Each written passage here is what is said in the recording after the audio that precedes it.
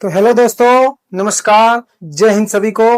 कैसे हैं आप सब? उम्मीद है आप सब अच्छे होंगे, अच्छे से पढ़ाई कर रहे होंगे, मस्त से रह रहे होंगे और मेरे चैनल को सब्सक्राइब जरूर किए होंगे। अगर आप चैनल में नए हैं, नया नया वीडियो देख रहे हैं तो एक बार चैनल को सब्सक्राइब जरूर कर लीजिएगा ताकि हर लेटेस्ट वीडियो आप तक आता रहे और आप मेरे हिस्ट्री की इस जर्नी में मेरे साथ बने। आपको पूरा इतिहास, भूगोल और पॉलिटिक्स मैं समझाऊंगा, मैं पढ़ाऊंगा और मैं आपको बताऊंगा कि क्या है हमारा एसएसटी का महत्व, क्या हमें एसएसटी कितना नंबर दिला सकता है। बस आप मेरे साथ मेरे इस सफर में जुड़ जाइए। चलिए दोस्तों, आज हम लोग एक बहुत ही जरूरी टॉपिक पे बात करने वाले हैं। दोस्तों, जैसा कि हमने पहले की वीडियो में बात किया था कि हम से देखिए, फर्स्ट चैप्टर में हमने जाना कि कैसे भारत का इतिहास क्या है या फिर दुनिया का इतिहास क्या है, कैसे धरती बनी, कैसे मनुष्य का जीवन शुरू हुआ, है कि नहीं। हमने ये पहले पढ़ा फर्स्ट बार में। हमने सब कुछ पढ़ा कि कैसे धरती बनी, बर्फ पिघला, कैसे जीवन की शुरुआत हुई। और फिर दूसरे चैप्टर में हमने दोस्तों समझा कि सिंधु सभ्यता के बारे में। दूसरे चैप्टर में हमने सिंधु नदी के किनारे बसे सिंधु सभ्यता के बारे में, जिसमें हमने हड़प्पा, मोहनजोदड़ो, चंद्रहुदड़ो, धोलावीरा ये सब के बारे में पढ़ा। उनका कैसे समापन हुआ, कैसे पतन हो गया सिंधु सभ्यता का, ये भी हमने पढ़ा था। तो दोस्तों, अगर आप लोगों ने वो वीडियो नहीं देखा है तो पीछे जाके आप वो वीडियो देख सकते हैं फिर से मेरे पीछे वाले वीडियो में। लेकिन दोस्तों, आज हम लोग बहुत ही जरूरी टॉपिक पे बात करने वाले हैं, जो कि है चैप्टर 3। और चैप्टर 3 का नाम है दोस्तों वैदिक काल, यानी वैदिक सभ्यता, जिसे हम वेद कहते हैं। क्या कहते हैं? वेद। दोस्तों, हम चलने जाते हैं आज से लगभग 3500 साल पहले, लगभग 3500 साल पहले हम चले जाते हैं, जहां से मानव जीवन के जहां पे लोग बोलना शुरू, मतलब लोग लिखना जानते ही नहीं थे। बस बोलते थे, एक दूसरे से बात करते थे किसी भाषा में, लेकिन लिखना कुछ जानते ही नहीं थे, कुछ लिखे ही नहीं थे। वहीं से शुरुआत होती है। कुछ लोग आके ऐसा लिख जाते हैं, ऐसा बता जाते हैं, जहां से लिखने की शुरुआत हो जाती है और उसे ही हम वैदिक काल कहते हैं, वैदिक सभ्यता कहते हैं। दोस्तों, वैदिक सभ्यता का चैप्टर इतना इंटरेस्टेड होने वाला है कि आप लोग बस एक बार पढ़िए, देखिए इसमें कितना मजा आता है। वैदिक काल दोस्तों आज से 3500 साल पहले शुरू हुआ। आज से 3500 साल पहले, लगभग 1500 बीसी, 1500 ईसा पूर्व पहले कुछ आर्य आए। कुछ आर्य, जो कि लोगों का मानना, कुछ आर्य, देखिए कुछ लोगों का मानना है कि जो आर्य आए भारत की ओर, वो तिब्बत के ठंडे बर्फीले जगहों से आए। कोई मानते हैं कि ध्रुव की तरफ से आए, कोई मानते हैं कि यूरोप से आए, कोई मानते हैं कि यूनान से आए हैं। तो ये तो हमें नहीं पता कि कहां से आए, क्योंकि सभी वैज्ञानिकों का या फिर सभी लेखकों का, सभी मार्गदर्शकों का या फिर सभी यात्रियों का, जो कि भारत का यात्रा किए, भारत के बारे में जाने, उन लोगों का अलग अलग राय था आर्यों के बारे में, जो कि भारत में आए थे। और आए किधर से थे ये आप लोगों को साफ साफ पता चलेगा, क्योंकि ये दोस्तों हरियाणा पंजाब की तरफ सबसे पहले आए थे। देखिए दोस्तों, मैंने आपको जब मैप समझाया था तो मैंने आपको बोला था कि ऊपर में उत्तर है और इधर पश्चिम है। ऊपर में उत्तर है, इधर पश्चिम है। आर्य जब आए तो सबसे पहले उत्तर पश्चिम में, भारत के उत्तर पश्चिम में ही एंटर किए। किधर? भारत के उत्तर पश्चिम में ही एंटर किए। तो भारत के उत्तर पश्चिम में दोस्तों गुजरात से लेकर उधर जम्मू कश्मीर तक आता है। और दोस्तों, वो जब इधर से आए तो सीधा पंजाब हरियाणा की तरफ ही आए। वो जब आए ना, सबसे पहले आर्य जब भारत में आए सबसे पहले, तो वो सबसे पहले 7 नदियों के किनारे बसे। वो उस नदियों के किनारे बसना शुरू किए। आज के समय में जिसे हम पंजाब और हरियाणा कहते हैं, उनकी नदियों के किनारे वो बसना शुरू किए, जो कि सरस्वती नदी है, उन नदियों के किनारा उनका बसेरा हुआ करता था। वो आए, वो वेद को लेके आए। दोस्तों, जहां पे लोग लिखना शुरू भी नहीं किए थे, वहां पे वो लेके आए और लिखे वेद को। देखिए दोस्तों, वेद यानी हमारा संस्कृति, हमारा धर्म, हमारा सामाजिक धर्म, हमारा आर्थिक धर्म, हमारा प्राकृतिक धर्म जो हमें सिखाता है, उसे ही वेद कहते हैं। वेद वो है जो हमें ज्ञान दिया है, जो हमें बताया है कि हमें क्या करना चाहिए, क्या नहीं करना चाहिए, क्या मंत्र है, क्या यज्ञ है, किसमें क्या है, कैसे हमें जीवन को जीना चाहिए। वेद हमें यह सिखाता है कि कैसे हमें जीवन को जीना चाहिए, कैसे हमें एक दूसरे के साथ रहना चाहिए, क्या मंत्र है हमारे, क्या प्रकृति के नियम है हमारे, ध्यान क्या है, मेडिटेशन क्या है, सब वेद में हमें देख के रखा है। भारत का इतिहास जो गढ़ा है वो वेद ही है। भारत को संस्कृति देने वाला वेद ही है। वेद के बारे में जानिए दोस्तों, बहुत इंटरेस्टिंग सब्जेक्ट है ये। दोस्तों देखिए, ऋग्वेद में जो हमारा वेद था उसमें सबसे पहला चीज जो सुना गया फर्स्ट बार में, उसे कहते हैं स्मृति। जो स्मृति था ना दोस्तों, स्मृति यानी सुना गया मंत्र। उस समय के जो ऋषि मुनि थे, देखिए दोस्तों, आज से करोड़ों साल पहले लोगों ने कैसे पता कर लिया कि खगोल पिंडी कैसे, ग्रह कैसे एक दूसरे को काटते हैं, ग्रह का साइंस क्या है, ग्रहों का साइंस क्या है। आज के समय में साइंटिस्ट भी हैरान हो जाते हैं, आपको पता भी है, आज के समय में साइंटिस्ट भी हैरान रह जाते हैं वेदों को वो लिखावट दे करके कि उस समय इतने समय पुराने समय में लोगों के पास कोई सुविधा ना होने के कारण भी वो लोग कैसे ग्रहों के बारे में इतना जानते थे, कैसे वो खगोलीय पिंडियों के बारे में इतना जानते थे, कैसे वो उनके पास खगोल विज्ञान था। हमें खगोल विज्ञान कहां से मिला है? हमें खगोल विज्ञान भी वेद से ही मिला है। साइंटिस्ट आज भी हैरान है कि आखिर उस समय इतना पुराना साल पहले, इतने साल पहले जहां पर कोई सुविधा भी नहीं था, वहां पर कैसे उन ऋषियों को, उन मुनियों को खगोलीय विज्ञान का ज्ञान हुआ। उन्होंने तो खगोलीय विज्ञान दिया है, कैसे उन्हें ग्रहों के बारे में पता चल जाता था कि ये ग्रह उससे काटेगा, ये ग्रह उससे मिलेगा, ये ग्रह खराब है, ये ग्रह सही है। सभी ग्रहों का ज्ञान रख दिया है हमारे ऋषि मुनियों ने वेद में, और उसी वेद से साइंटिस्ट समझते हैं और ग्रहों का ज्ञान हमें अभी देते हैं। ठीक है दोस्तों, स्मृति यानी सुना गया मंत्र। उस समय ऋषि मुनि जो अपने ध्यान से करके अपने मन से उस मंत्र को सुने और उस मंत्र को जब लोगों तक बताया गया, उसे ही तो स्मृति कहा गया। देखिए दोस्तों, स्मृति में 4 चीजें बताई गई। आप देखिए, स्मृति में महाभारत, पुराण और मनुस्मृति, ये सब बड़े बड़े काव्य, बड़े बड़े कथा उसी में लिखे गए।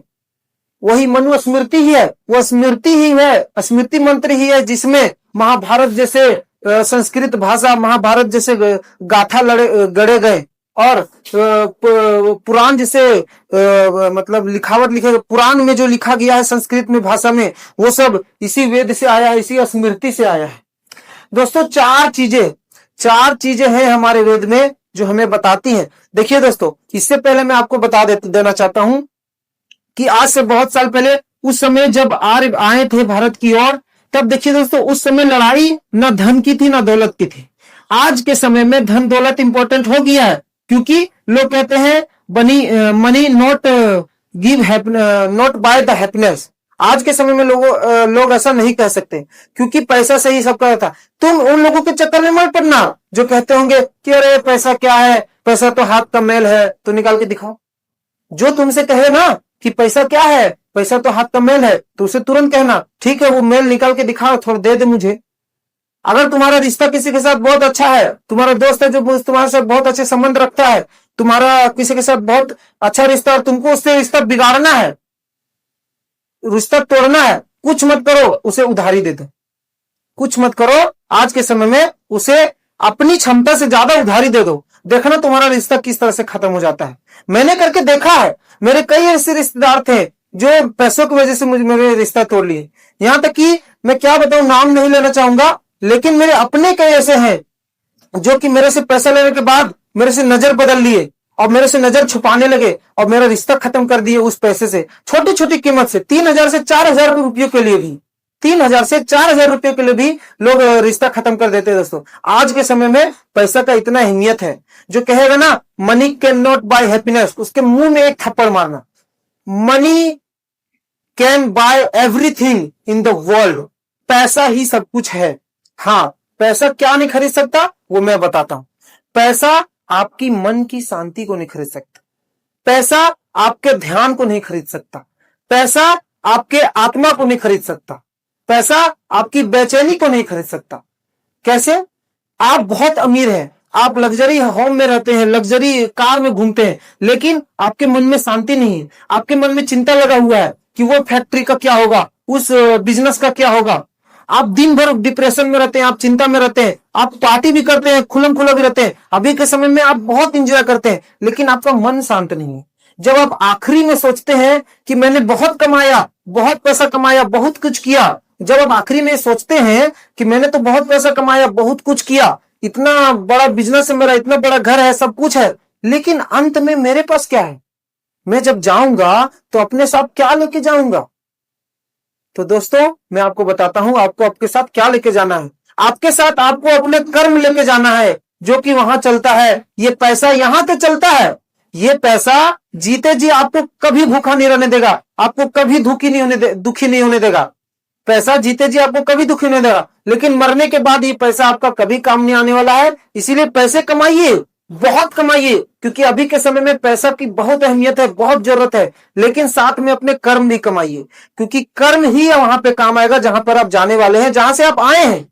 आप जहां से आए हैं वहां पर जहां पर आप जाने वाले हैं, वहां पे पैसा नहीं, वहां पे आपका कर्म काम आएगा। लेकिन इस धरती पे जहां पे अभी आप रह रहे हैं, यहां पे आपको पैसा ही सब कुछ। ये पैसा आपको जीते जी कभी दुखी नहीं होने देगा, लेकिन आपका कर्म आपके मरने के बाद भी आपको सताएगा और आपके जीते जी भी आपको सताएगा, अगर आपका कर्म सही नहीं। इसीलिए दोस्तों कर्म जरूर ठीक करिए। पैसे कमाइए, बहुत कमाइए, लेकिन कर्म जरूर ठीक करिए। दोस्तों चलो आगे बढ़ते हैं, ठीक है। उस समय पैसों और चांदी सोनों की लड़ाई नहीं चलती थी, धन दौलत की लड़ाई नहीं चलती थी। जब वैदिक युग की शुरुआत हुई, जब वैदिक युग आया, तो उस समय पैसों की लड़ाई नहीं होती थी, धन दौलत की लड़ाई नहीं होती, सोने चांदी की लड़ाई नहीं होती। उस समय गायों की लड़ाई होती थी, सांड बैल जानवरों की लड़ाई होती थी, क्योंकि उस समय लोगों के पास वही था ना। आप अगर पीछे जाए, मैंने सभ्यता, सिंधु सभ्यता के बारे में पढ़ाया, उससे पहले मैंने पढ़ाया कि कैसे इंसानी शुरुआत हुआ, कैसे लोग जानवर पालना चालू किए। तो उस समय लोगों के पास गाय होता था, गायों की लड़ाई होती थी। उस समय एक राजा थे, सुदान सेन करके नाम था, और 10 लोग के ग्रुप इस तरह से लड़े। राजा सुदान सेन जीते, वहीं से भारत नाम पड़ा। मैंने बोला था आपको, शुरुआत वाली वीडियो में ही बोला था कि ऋग्वेद वही है जहां से भारत, पुराण वही है जहां से भारत का नाम पड़ा। ऋग्वेद पुराण यही सबसे हमें भारत का नाम मिलता है, ठीक है। तो उस समय उस सब चीजों की लड़ाई होती थी। तो देखिए दोस्तों, स्मृति में 4 चीजें हैं। पहला चीज वेद, दूसरा चीज ब्राह्मण, तीसरा आरण्य, और चौथा उपनिषद। वेद में क्या क्या कहा गया है? वेद में आता है दोस्तों ऋग्वेद, सामवेद, यजुर्वेद, अथर्ववेद। इन चारों के बारे में मैंने एक डिटेल वीडियो में बताया है, जहां पे मैंने अपने पुराना वाला वीडियो बनाया है। आप जाके देखिए, मेरे दूसरे या तीसरे वीडियो में आपको ये मिल जाएगा, जहां पे लिखा होगा ऋग्वेद का मतलब क्या है, सामवेद का मतलब क्या है, यजुर्वेद का मतलब क्या है, और अथर्ववेद का मतलब क्या है। लेकिन अभी मैं आपको समझा देता हूं कि ईश्वर और प्रकृति का ज्ञान इसी वेद से मिलता है। ईश्वर, हमारे ईश्वर जो है, उनका ज्ञान, हमारी प्रकृति का ज्ञान, प्रकृति से हमें क्या मिला है, प्रकृति से हम क्या ले सकते हैं, प्रकृति का ज्ञान और ईश्वर का ध्यान हमें वेद से ही मिला है। ये लाइन हमेशा याद रखिएगा, ये एक लाइन आप हमेशा याद रखिएगा। सिर्फ ये एक लाइन आप हमेशा याद रखिएगा। ये एक लाइन जो मैं आज आपको बोल रहा हूं, हमेशा याद रखिएगा कि ईश्वर का ध्यान और प्रकृति का ज्ञान हमें वेद से ही मिला है। ईश्वर का ध्यान और प्रकृति का ज्ञान हमें वेद से ही मिला है, क्योंकि वेद ही है जहां से ईश्वर का ध्यान शुरू हुआ, प्रकृति का ज्ञान शुरू हुआ, वहीं से ऋषि मुनि देना चालू किए। क्योंकि उससे पहले सब कुछ हो चुका था, रामायण, महाभारत, ये सब हो चुका था ना, तो वहीं से वो ज्ञान आना चालू हुआ था। लेकिन अब क्योंकि सबूत के रूप पर लोग जब जानने लगे, जब भगवान अवतार लेना बंद करने लगे, तो जब भगवान को अवतार लेने की साथ जरूरत नहीं पड़ने लगी, अभी तक नहीं पड़ी है, वहां से, ठीक है। उसके देखिए सूक्त और मंत्र भी इसी में थे। जितने भी सूक्त हैं, जितने भी मंत्र हैं, इसी में है, इसी वेद में। वेद को ही तो ऋग्वेद कहते हैं, वेद से ही ऋग्वेद बना है। और ऋग्वेद में ही दोस्तों 10 मंडल हैं, 10 मंडल में 1028 सूक्त भी है। आप अगर हिस्ट्री ध्यान से पढ़े होंगे कभी तो याद करिए, नहीं पढ़े हैं तो मेरा याद रखिएगा। वेद से ही ऋग्वेद बना है, और ऋग्वेद में ही 10 मंडल है, और उसी 10 मंडल में 1028 सूक्त है। हमेशा याद रहेगा कि ना, आप याद रहेगा ना कि वेद से बना है ऋग्वेद, वेद से बना है ऋग्वेद, और ऋग्वेद में थे 10 मंडल, और 10 मंडल में थे 1028 सूक्त। और इसी में था इसको लिखने वाले कौन थे? महर्षि वशिष्ठ। वेद से, ये आप देखिए, आज के बाद आप कभी नहीं भूलिएगा, ठीक है, तो अच्छा से ध्यान में रखिएगा। वेद से, ये आप देखिए, आज के बाद आप कभी नहीं भूलिएगा, ठीक है, तो अच्छा से ध्यान में रखिएगा कि वेद से बना ऋग्वेद, ऋग्वेद में थे 10 मंडल, और 10 मंडल में थे 1028 सूक्त, और 1028 सूक्त, ये जो ऋग्वेद को लिखा है, उसको लिखने वाले थे महर्षि वशिष्ठ। ये नाम हमेशा याद रखिए। अगर कोई पूछ दे आपको कि ऋग्वेद को किसने लिखा बताओ, तो याद रखिएगा महर्षि वशिष्ठ थे जो ऋग्वेद को लिखे थे। ये सप्तमे में मिलता है, सप्तमे खंड में मिलता है। और दोस्तों वेद वही है जहां पे ऋग्वेद, सामवेद, यजुर्वेद, अथर्ववेद का ज्ञान मिलता है, जहां पे ईश्वर का ध्यान मिलता है, प्रकृति का ज्ञान मिलता है, सूक्त मिलता है और मंत्र मिलता है। ठीक है, ये हमेशा याद रखिएगा दोस्तों। उसके बाद आता है ब्राह्मण। ब्राह्मण क्या? ब्राह्मण में कर्मकांड और यज्ञ, हमारे कर्म क्या होंगे, हमारे कर्मकांड कैसे चलेंगे, और उसमें यज्ञ जो होता था उस समय यज्ञ बहुत सारा होता था। ठीक है, देखिए एक छोटा सा गाना भी आया था कि ये लाइन अगर आप लोग को याद होगा तो ध्यान दीजिएगा। एक गाना में मैंने सुना था कि सतयुग में हरि ध्यान से रीझे, त्रेता युग में यज्ञ किए से। सतयुग में हरि ध्यान से रीझे, त्रेता युग में यज्ञ किए से। उसके बाद क्या आता है? सतयुग, त्रेता, द्वापर। द्वापर में हरि संतुष्ट हो प्रभु जी। मैं फिर से गाता हूं, ठीक है, रुकिए। सतयुग में, ये लाइन हमेशा याद रखिएगा दोस्तों, ये लाइन आपको याद रहेगा तब आप अच्छे से समझिएगा कि कैसे वेद हमारा काम करता था। ठीक है, सतयुग में हरि ध्यान से रीझे, त्रेता युग में यज्ञ किए से। द्वापर में संतुष्ट हो प्रभु जी, पूजा अर्पण फल जल दिए से।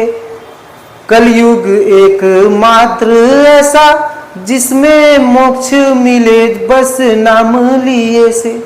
मतलब सतयुग वो जगह था जहां पे सतयुग में हरि ध्यान से रीझे। सतयुग क्या था? जिसमें हरि यानी विष्णु, हमारे प्रभु हरि ध्यान से रिझते थे। ध्यान जो करता था ना, ध्यान, उसी से हरि, जो हरि का ध्यान करता था लाखों साल, करोड़ों साल, वर्षों वर्षों, रावण है और सारे बहुत सारे असुर है, वो ध्यान करते थे, भोलेनाथ का ध्यान करते थे और बड़ा बड़ा आशीर्वाद लेके चले जाते थे, तथास्तु करा के चले जाते थे और उसका बहुत फायदा भी उठाते थे।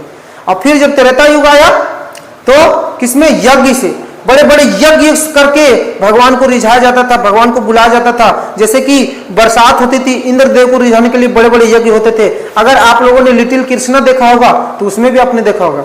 फिर द्वापर में क्या? पूजा, जल, फूल, फल, ये सब चढ़ाने से। लेकिन कलयुग एकमात्र ऐसा मतलब युग है जिसमें भगवान का नाम लेने से ही हमें मोक्ष मिल सकता है। ज्यादा ना ही यज्ञ करने की जरूरत, ना ही ध्यान करने की जरूरत। मतलब भगवान जितना ध्यान, उतना जो करोड़ों सालों वर्ष तक ध्यान लगाते थे वो भी करने की नहीं जरूरत। कलयुग एक ऐसा मात्र, कलयुग तो सबसे अच्छा है चारों युगों में, मतलब चारों युगों में सबसे अच्छा कलयुग है। चारों युगों में कलयुग ही सबसे अच्छा है, क्योंकि कलयुग में बस नाम लिए से हमें मोक्ष मिल जा रहा है, भगवान की प्राप्ति हो सकती है सिर्फ नाम लेने से। दोस्तों जानते हैं जब रामायण खत्म हो जाता है, जब सब कुछ हो जाता है, असुर सब लड़ाई जब हो जाता है, तब जाकर के जब राम जी प्रस्थान करते हैं अपने मतलब अपने स्वर्ग में जाने के लिए, तब वो जब जाते हैं तो हड्डियां फेंकी हुई होती है, मनुष्यों की हड्डियां, गुरुओं की हड्डियां, बहुत सारी हड्डियां फेंकी हुई होती है। तब जब वो पूछते हैं राम जी अगल बगल लोगों से कि ये सब क्या है, इतना सारा हड्डियां क्यों? तब वो कहते हैं प्रभु आप जान के क्यों अनजान बन रहे हैं, ये वही गुरु हैं, ये वही ऋषि मुनि हैं जिनको राक्षसों ने मांस खा के हड्डी फेंक दिया है, मांस खा के हड्डी फेंक दिया। इतना घटिया था सतयुग। और आप सोचते हैं कि कलयुग सबसे खराब है? राक्षस जिंदा खा जाते थे सतयुग में, राक्षस जिंदा खा जाते थे, लोगों को मार के फेंक देते थे, मार के खा के हड्डी तक नहीं छोड़ते थे, वो था सतयुग। ये तो कलयुग फिर भी ठीक है, लोगों के अंदर काटने के समय दर्द होता है, पता चलता है कि हम गलत कर रहे हैं, उस समय तो सोचते भी नहीं थे कुछ। ये है कलयुग। कलयुग सबसे अच्छा है चारों युगों में, चारों युगों में विशिष्ट है कलयुग। याद रखिएगा दोस्तों, कलयुग में सिर्फ नाम लेने से ही हरि का जो है सो हमें मोक्ष मिल सकता है।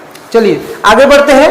उसमें देखिए वैदिक सूत्रों की व्याख्या भी इसी में है, कैसे ऋग्वेद में सूत्र होते थे इनकी व्याख्या है। सामाजिक और धार्मिक नियम आज के समय में, दोस्तों आज के समय में हमारे समाज में जितने भी नियम हैं, धर्म के जितने भी नियम हैं, ये कहां से आए? उसी ब्राह्मण से। कहां से? ये जो स्मृति में था, स्मृति में जो 4 चीजें थी ना, वेद, ब्राह्मण, आरण्य और उपनिषद, वही ब्राह्मण से ये सब चीज आया है। हमारे सामाजिक नियम, हमारे धार्मिक नियम, ये करना चाहिए, वो करना चाहिए, ये नहीं करना चाहिए, वो नहीं करना चाहिए, सब कुछ इसी ब्राह्मण से आया है। ठीक है। उसके बाद जीवन जीने का सलीका भी यही सिखाता है ब्राह्मण से। हमें क्या जीवन कैसे जीना है, क्या करना है जीवन में। जीवन जीने का 4 सलीका सबसे आसान पहले होता था। दोस्तों आज के समय से पहले मैं अगर आपको बताऊं तो जीवन जीने का 4 सलीका सबसे आसान 4 भागों में बांटा गया था। जीवन को जीने के लिए, पहले के समय में जीवन को जीने के लिए मस्त 4 भागों में बांटा गया था। पहला कि बस बचपना गुजारो, दूसरा जवानी में कमाओ, शादी करो, अपने परिवार को देखो। तीसरा बार में दोस्तों क्या था कि घर द्वार त्याग दो। नहीं, पहला बार में फिर से बताता हूं। पहले के समय में जीवन जीने के 4 तरीकों को बताया गया था, बस 4 तरीकों। पहला फेज आपका बचपन से लेकर जवानी तक। पहला फेज क्या था? बचपन से लेकर जवानी तक। आप बचपन से जब बड़े हुए, अच्छे अच्छे ज्ञान लिए, आप गुरुकुल में पढ़े, आपने अच्छा अच्छा ज्ञान, संस्कृत पढ़ा, अपना ज्ञान अर्जित किया, आपने अपने धर्म को समझा, अपने कर्म को समझा। दूसरा फेज दोस्तों, दूसरा फेज जवानी का, दूसरा फेज जवानी का और अपने कर्म का, कि आप जवान हुए, आपकी शादी हुई, आप गृहस्थ हुए, गृहस्थ होके आपने अपना जीवन संभाला, अपने घर को संभाला।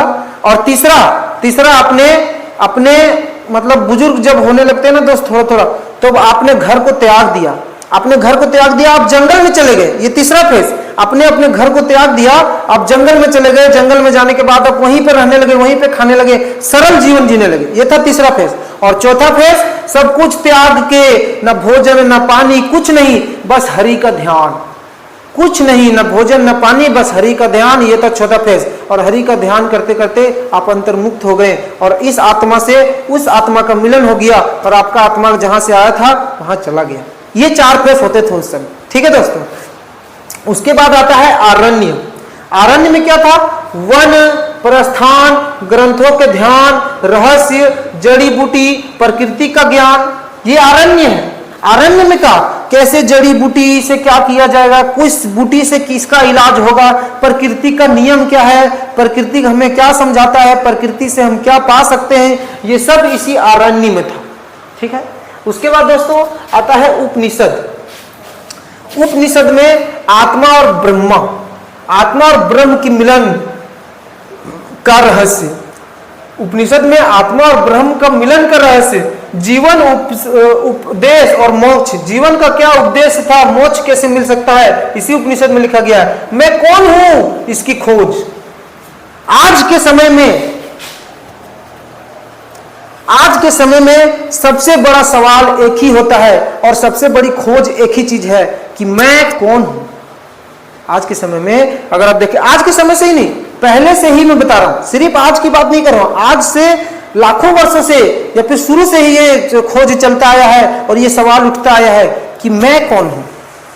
मैं पढ़ाता हूं तो ये तो मेरी पहचान नहीं हुई,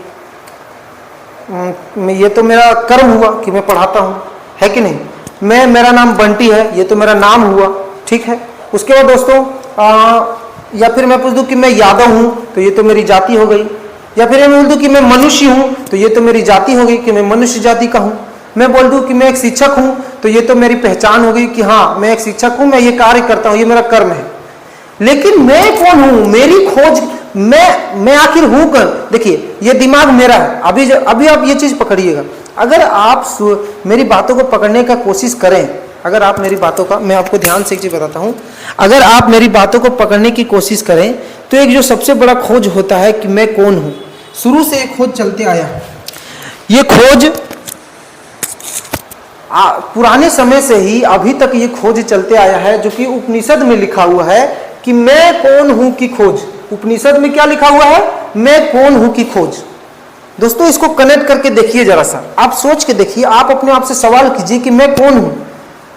अगर मैं एक इंसान हूं तो ये तो मेरी जाति हो गई, ये मनुष्य हूं अगर तो ये तो मेरी जाति हो गई, मेरा नाम बंटी है तो ये तो मेरा नाम हो गया, मैं अगर पढ़ाता हूं या मैं नौकरी करता हूं ये तो मेरा कर्म हो गया। मैं कौन हूं मैं, ये सवाल शुरू से आया है। आप सोच के देखिए, हम जब बोलते हैं कि दिमाग मेरा है, क्या बोलते हैं? मेरा दिमाग, मेरा हाथ, मेरा पेट, ये कभी हमने बोला मैं मन, मैं हाथ, मैं पेट, ऐसा मैंने कभी बोला? हमने कभी बोला? नहीं बोला। क्यों नहीं बोला? आखिर वो क्या है जो हमसे अलग होके ही मेरे अंदर है? हमसे अलग है, मैं नहीं हूं वो जो मैं हूं, मैं जो हूं वो मैं नहीं हूं, फिर भी मेरे अंदर ही रहता हूं। कितना बड़ा कंफ्यूजन है ये, कितनी बड़ी खोज है ये। और इसकी खोज वही कर पाता है जो अपने को खोजने का शुरू करता है। मैं आपको एक चीज बताता हूं, एक बहुत गहरी बात बताने जा रहा हूं, आप ध्यान से सुनिएगा। एक ऐसी गहरी बात जो आपको ध्यान से जरूर सुनना चाहिए। देखिए दोस्तों, जब भगवान ने यह सोचा होगा, मैं भी कहीं से सुना, मैं भी आपको बता रहा हूं, जब भगवान ने ये सोचा होगा ना कि इंसान जो है ना वो सब कर सकता है, लेकिन जब सोचा इंसान की वो शक्ति, वो ब्रह्म, जब भगवान भी सोचे होंगे, आज से भगवान की अगर बात करें, जब भगवान भी हमारे बारे में सोचे होंगे कि वो जो सबसे शक्तिशाली चीज है, वो जो सबसे पावरफुल चीज है, वो मैं कहां पे रखूं जो इंसान उसे ढूंढ ही ना पाए, वो मैं कहां पे रखूं जो इंसान इसे ढूंढ ही ना पाए। अगर समुद्र में रखेंगे तो इंसान समुद्र तक पहुंच जाएगा, आकाश में रखेंगे इंसान आने वाले समय में आकाश में भी पहुंच जाएगा, ये भी भगवान को पता था।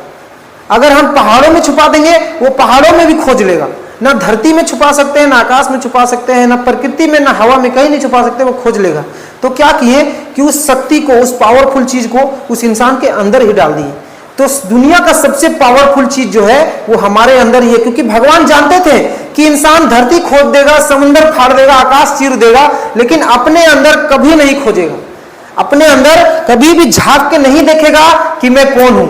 ये जो शक्ति है कि मैं कौन हूं, ये जो ब्रह्म है, ये जो आत्मा से ब्रह्म का मिलन वाला जो शक्ति है, ये जो मैं कौन हूं, ये मेरे ही अंदर है। ये कोई इंसान जानने की कोशिश नहीं करेगा, क्योंकि वो धरती फाड़ सकता है, समुद्र चीर सकता है, हवा को फाड़ सकता है, आकाश फाड़ सकता है, लेकिन अपने अंदर झांक के नहीं देख सकता है कि मैं कौन हूं। ऐसा क्यों? पता है ऐसा मैं क्यों कह रहा हूं? मैं आपको छोटी सी बात बताता हूं, एक छोटी सी बात बताता हूं। एक मेरे दोस्त थे, एक मेरे मित्र थे, वो एक बार मेरे पास आए और बोले कि यार पता है, समझ नहीं आ रहा है कि ये देश कैसे परेशान है, कैसे लोग एक दूसरे पर पड़े हुए हैं, कुछ समझ में ही नहीं आता है। तो मैंने उससे कहा कि जानता है भाई, आज के समय में अगर सब कुछ ठीक करना है ना, मैंने कहा अपने दोस्त से एक बार मैंने अपने दोस्त से कहा, ये छोटी सी बात आप सुनिए, आपको पता चल जाएगा। एक बार मैंने अपने दोस्त से कहा कि पता है इस धरती में जितने सारे गधे हैं ना, सभी गधों को पकड़कर जेल में डाल देना चाहिए और साथ में तुमको भी डाल देना चाहिए। ये मैंने अपने दोस्त से कहा। मैंने अपने दोस्त से कहा कि जितने भी गधे हैं दुनिया में, सबको पकड़ के जेल में डाल देना चाहिए और तुम्हें भी डाल देना चाहिए। तो पता है मेरा दोस्त क्या कहा? वो पूछता है कि भाई मुझे क्यों डालेगा, मैंने क्या किया है? वो सीधा ये पूछता है कि भाई गधों के साथ मुझे क्यों डालेगा। अब आप सोचिए, आप खुद सोच के देखिए, वो पहले ये भी तो पूछ सकता था कि गधों को डालना ही क्यों है जेल में, गधों को जेल में डालना ही क्यों है। नहीं सोचा, वो बस ये पूछा कि मुझे क्यों डालेगा भाई। वो ये भी तो पूछ सकता था कि गधों को क्यों डालना है। चलिए दोस्तों, ये सब छोटी छोटी बातें, इनसे ज्यादा हमें कुछ सीखने को मिलता नहीं है। हमें ज्ञान लेना है इतिहास से, ठीक है। तो दोस्तों, मैं कौन हूं की खोज इसी में होती है, उपनिषद में, ठीक है। और देखिए, संवाद, एक बहुत बड़ा वर्ड आता है संवाद। हमारे भारत के इतिहास में जो हम वैदिक सभ्यता पढ़ते हैं, जो हम वैदिक काल पढ़ते हैं, उसमें एक बहुत बड़ा शब्द आता है ना। वैदिक सभ्यता में एक बहुत बड़ा शब्द आता है जिसे कहते हैं संवाद। दोस्तों, उस समय संवाद क्या था? अभी हम अगर संवाद कहेंगे, अभी के समय में हम संवाद का मतलब जानते हैं कन्वर्सेशन, कम्युनिकेशन, एक दूसरे से हम बात करना। संवाद के तरीके हैं हमारे, हम फोन से बात करते हैं, मैसेज से चैट करते हैं, हम इंटरनेट से एक दूसरे के साथ जुड़े हुए हैं। आज के समय में हमारे संवाद का तरीका क्या है, हमारे कम्युनिकेशन का तरीका क्या है, हमारे कन्वर्सेशन का तरीका क्या है? इंटरनेट है, टेक्नोलॉजी है, उसी के जरिए हम एक दूसरे से संवाद कर पाते हैं। उससे पहले क्या था? पत्राचार था, पत्र लिख के संवाद किया जाता था। लेकिन सबसे शुरू में जहां पे लिखा पढ़ी नहीं किया जाता था, लिखने की सुविधाएं नहीं, तो उस समय लोग आपस में तो बात कर लेते थे, लेकिन प्रकृति से संवाद कैसे करते थे? अभी मैं आपको कहता हूं, अभी के भी समय में मैं आपको चैलेंज करता हूं, अभी के समय में भी, कि आप खोज के दिखा दीजिए कि आप प्रकृति से बात कर सकते हैं। आप एक दूसरे से, टेक्नोलॉजी इतना बढ़ गया है कि हम एक दूसरे से संवाद कर पाते हैं। टेक्नोलॉजी के द्वारा हम एक दूसरे से इंटरनेट से बात कर लेते हैं, टेक्नोलॉजी से बात कर लेते हैं, व्हाट्सएप से चैट कर लेते हैं, इंस्टाग्राम से चैट कर लेते हैं, फोन पे बात कर लेते हैं, बहुत कुछ कर लेते हैं। लेकिन क्या आज के समय में भी हम प्रकृति से बात कर सकते हैं? हम नदी से बात कर सकते हैं? हम पहाड़ से बात कर सकते हैं? नहीं कर सकते। लेकिन उस समय जब वैदिक काल चल रहा था, जब ऋषि मुनि थे, उस समय वो लोग संवाद का तरीका प्रकृति से ऐसे ही मन से रखते थे। वो मन में जो बोलते थे वो प्रकृति जो बोलता था वो सुन पाते थे। इनकी बात प्रकृति सुन पाता था, प्रकृति की बात ये सुन पाते थे। उस समय संवाद का तरीका था ये प्रकृति से, मन से बात करना। अभी भी अगर हम चाहें तो ये नहीं कर पाएंगे। ठीक है दोस्तों। तो दोस्तों ये तो था दोस्तों पार्ट 1। ठीक है, अभी तक के वीडियो में ये था दोस्तों पार्ट 1 था। चलिए मैं इसको मिटा देता हूं, है ना। पार्ट 1 हमने बहुत अच्छा से जाना, बहुत अच्छा से पढ़ा। ठीक है, चलिए दोस्तों